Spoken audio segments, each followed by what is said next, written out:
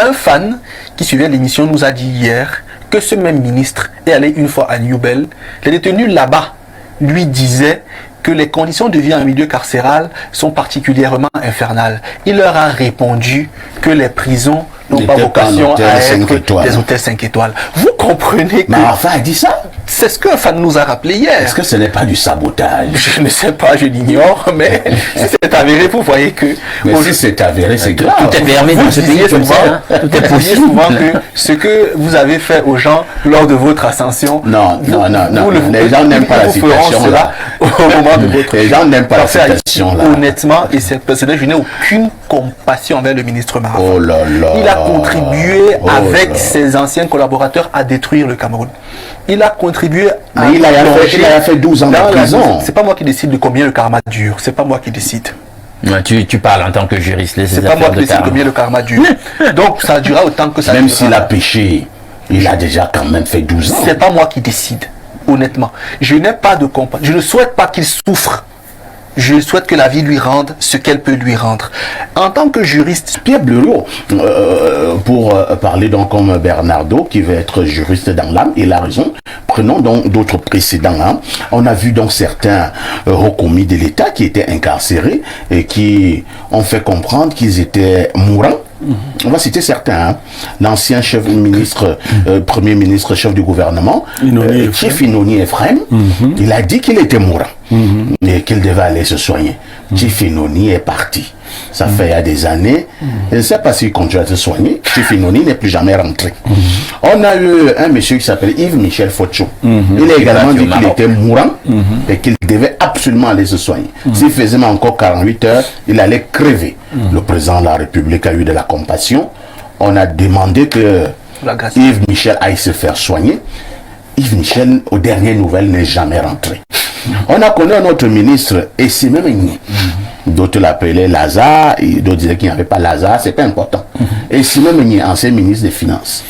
Il était à l'hôpital à CNPS. On nous a dit que si Simini fait encore 48 heures, on va perdre Simini. Le président a dit, laissez Simini aller se faire soigner. Et Simini est parti. 2 jours plus tard, et Simini a fait un poste. Il était en train de jouer au tennis. Et il a dit qu'il ne pouvait pas se faire accepter qu'on l'arrête comme un rat, comme on a arrêté les attaques à Namabara. Vous voyez le poste que Simini allait faire lorsqu'il est parti. Bon, il y a d'autres exemples. Est-ce que cela peut faire en sorte que le président, à un moment donné, décide que tous les mecs qui sont en prison, là, vous allez vous soigner au pays? Bon, hier j'ai parlé de la situation du ministre d'État Marafa Hamidou Yahya et les gens ont trouvé que j'ai été très dur avec lui. Donc aujourd'hui vous allez donc être doux? Oui, je vais essayer d'être doux. Je vais lui dire d'éviter de continuer à penser que s'il ne va pas se faire soigner, son œil va se percer. Il a perdu. Oui, c'est cette pensée-là qui va lui percer le... Non, honnêtement, Marafa Hamidou Yahya, bel homme, autant que le président Paul Biya, intellectuel, haut commis de l'État. On dit de lui qu'il fait partie des grands ordres et qu'il est grand maître également. Il a fait comme un autre grand maître d'un autre ordre qui en 97 s'était réveillé et s'était vu dans la posture du chef de l'État. Vous voulez parler du professeur Titus Edjoa? Professeur Titus Edjoa. Moi j'ai dit aux gens clairement, si tu es une créature de Biya, il ne faut pas penser remplacer Biya. Ce n'est pas bon. La trahison là a commencé avec Lucifer. C'est Dieu qui avait créé Lucifer. Et Lucifer a commencé à penser devenir Dieu. On voit quelle a été la fin. Ce n'est pas une comparaison. Je dis simplement que ce que Biya a créé. Heureusement que Femme Ndongo, lui, il a dit qu'il n'y a pas d'abonnés au numéro de remplacer Biya. Toutes les créatures de Biya, vraiment je ne comprends pas, ne me dérangez pas. Si vous dites ça, vous allez voir comment ça va se terminer.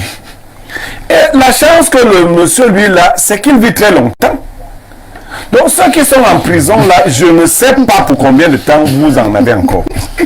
Parce qu'il y en a qui sont là en prison en se disant que bon, Biya a 90 ans et tout. Hey, en 2032, Biya sera candidat. Donc je vous dis, Marafa, quand quelque chose va durer, il ne sert à rien. D'ailleurs, on me rapporte que le jour où Marafa entrait en prison, il était avec Inoni.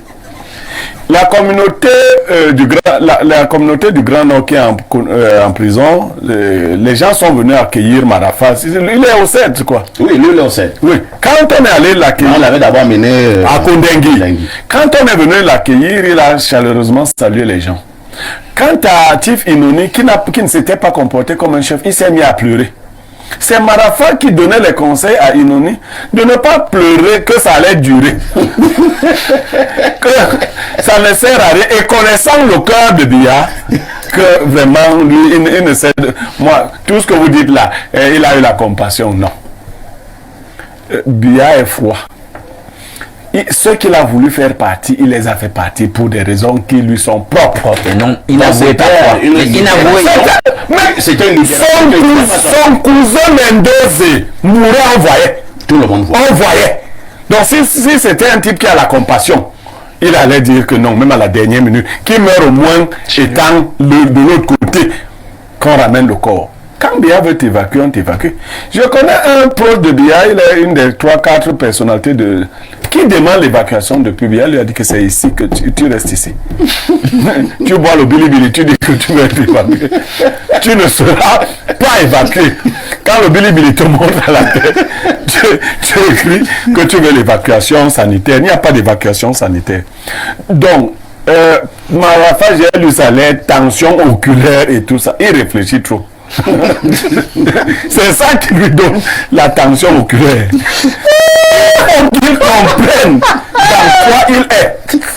Marafa, tu es dans une mauvaise affaire. Le type là ne va pas te laisser. Donc ton énergie là, et tout, tu as même encore écrit. Tu as écrit des trucs, tu ne fais que écrire. Et lui, on lui donne tes ouvrages et tout ça. Il dit que le type, c'est... Non, vous avez travaillé. Biya, pour la plupart de ces gars-là, Marafa était un ingénieur en pétrochimie. Mais il n'avait pas forcément la destinée que Biya lui a réservée. Oui, on peut Titus Edouard était un petit médecin de campagne. Moi, il ne faut pas que les gens aujourd'hui... Non! Titus Edouard travaillait à Ayos. Vous pouvez imaginer à quoi ressemblait Ayos à l'époque. Biya en a fait un proche collaborateur, l'a élevé jusqu'au rang de SGPR. Un matin, Edouard Titus a dit que non, je suis vice-dieu. Ce qui me reste, c'est de devenir Dieu. Il a commis le crime donc de lèse-majesté. Mais d'où sort le crime? Si ces personnes sont des Camerounais, non, c'est la politique a ses ils ont le droit, surtout lorsque les fêtes machiavéliques d'être président de la République. Oui, maintenant je vais vous dire, le Cameroun est dans l'encre du diable. Dieu a lâché le Cameroun à la période de lutte des indépendances. Voyez bien l'orientation, il ne faut pas qu'on vous mente. C'est le côté méchant du diable qui a gagné. Quand vous appartenez, moi on me dit souvent, si on te consulte, tu ne vas pas entrer au gouvernement. Si tu entres dans cette affaire, tu obéis jusqu'à la fin. Même si tu rentres au quartier, ne dis pas du mal de Biya.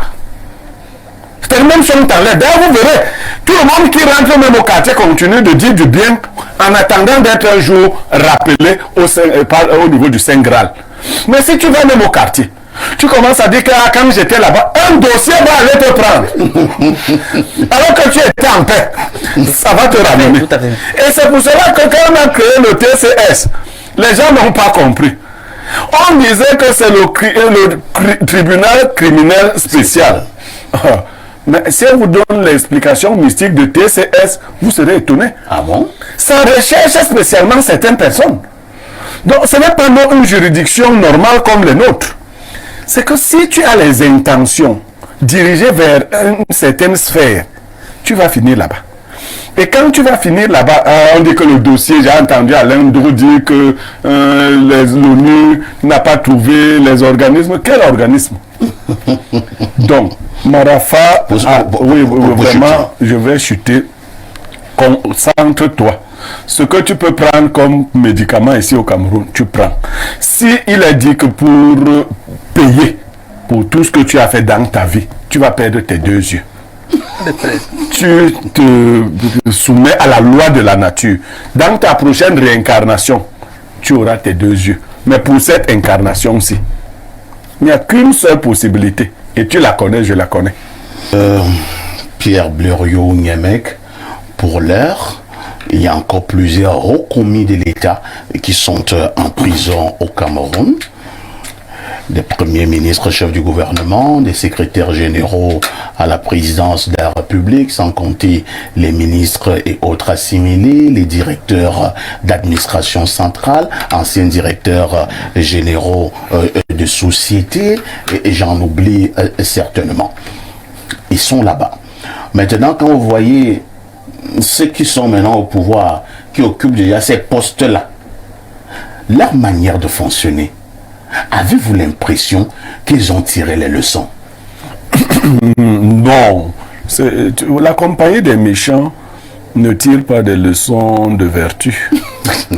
Non, quand les bandits vont voler, si on attrape un, on va le critiquer, on va dire, on lui a dit de sauter, de courir vite. Vraiment, il est toujours comme ça. Le débat entre les méchants, ce n'est pas de vous dire, il faut qu'on arrête de voler. C'est de voir comment contourner le fait qu'on arrête certains d'entre nous. D'accord? Dans votre affaire, non, ils sont pas dans cette logique. Mais il faut dire quelque chose. Le principe de Paul Biya, c'est que vous avez le pouvoir sur les autres là. Vous avez l'argent, pour vous qui aimez trop l'argent. Il vous regarde. Une fois que votre appétit a traversé le cercle de l'argent, de votre cupidité, parce que la plupart des collaborateurs de Paul Biya sont des gens très cupides. Et c'est d'ailleurs pour cela que Paul Biya les domine. Vous comprenez? Paul Biya domine sur les Camerounais et la plupart de ses collaborateurs du fait de leur cupidité. L'une des qualités de Paul Biya, c'est que lui, il n'est pas cupide. Et c'est l'arme fatale qu'il utilise contre eux. C'est pour cela que vous vous disiez ici, quand je regarde ceux qui veulent remplacer Paul Biya, le premier défaut que je leur trouve, parce que Paul Biya sera remplacé un jour, même du fait de la nature, mais est-ce que celui-là ne viendra pas avec les autres défauts de Paul Biya, plus la cupidité qui n'est pas un défaut chez Paul Biya? Vous comprenez ce que je veux dire? Oui. Je vois beaucoup d'hommes politiques qui sont cupides. La chance que nous avons eue avec lui, Paul Biya, c'est que lui n'est pas cupide. Et ces collaborateurs qui sont donc cupides doivent savoir qu'on ne peut pas avoir 2 gros défauts à la fois. C'est-à-dire aimer le pouvoir et aimer l'argent. Il faut choisir. Marafa était cupide. Oh là là. Je le dis comme ça, non? Et Djoua, cupide. Oh là là. Le pouvoir Ils sont des gens cupides. Puisque la manière de s'enrichir des collaborateurs du chef de l'État fait peur. Incroyable. Vous ne voyez pas le chef de l'État lui-même s'enrichir. Si vous voulez donc entrer dans la secte de ce monsieur, commencez par ne pas trop aimer l'argent. Vous aimez trop l'argent. Et c'est cet argent qu'il vous fait vomir. Il n'y a pas d'autre façon. J'ai entendu quelqu'un dire acharnement. Honnêtement, vous pensez que la punition de Marafa est suffisante? Perdre les yeux, c'est quoi? Lui, ses yeux sont encore en or. Non, est-ce qu'il fallait encore faire de plus? Non, Il est en train de perdre. moi je pense qu'il faut castrer les gens qui volent les milliards. Non. Il y a les droits de l'homme. Laissez-nous. Il faut, quand on parle des droits de l'homme, il faut savoir de quel homme on parle et de quel droit. Donc, il faut faire très attention. La cupidité doit vous fermer les yeux. Et c'est pour cela que je ne fais que citer des gens comme Famandongo. Des gens qui disent qu'il n'y a pas d'abonnés au numéro de remplacement de Paul Biya. Paul Biya vous a créé. Il vous a laissé manger de tous les arbres qui sont dans le jardin. Et il vous a dit qu'il y avait un seul arbre. Le pouvoir. Auquel il ne fallait pas toucher. L'arbre du pouvoir. L'arbre du pouvoir. Et vous voulez... Le jour où vous en mangerez, vous mourrez. Quelle manière. Ouais, c'est...